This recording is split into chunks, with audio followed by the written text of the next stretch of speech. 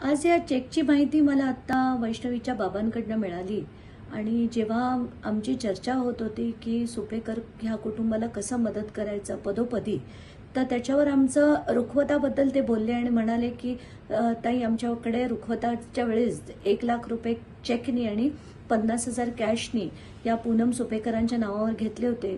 तर मी म्हटलं त्याचे काही डिटेल्स असतील तर मला पाठवा, म्हणून मी मागितलं म्हणून त्यांनी मला आता ते चेकचे डिटेल्स पाठवले आणि खरंच बघून शॉक बसला की पूनम जालिंदर सुपेकर यांच्या नावाने ते 1,00,000 रुपये डेबिट सुद्धा झाले होते 20 एप्रिल 2023ला. याच्यावरनं दिसतंय की हगवणे कुटुंबाचं आणि सुपेकर कुटुंबाचं किती सख्य होतं.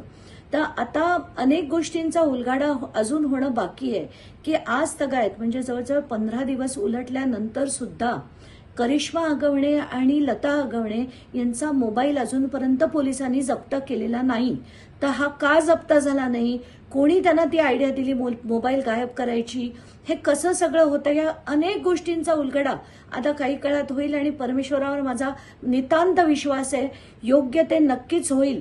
आत्ताच्या घटकेला मला वाटतं निलेश चव्हाणचा सुद्धा मोबाईल पोलिसांनी जप्त केला की नाही, लवकरात लवकर ते फॉरेन्सिककडे डेटा रिकव्हरीसाठी पाठवण्यात यावे अशी माझी नम्र विनंती आहे.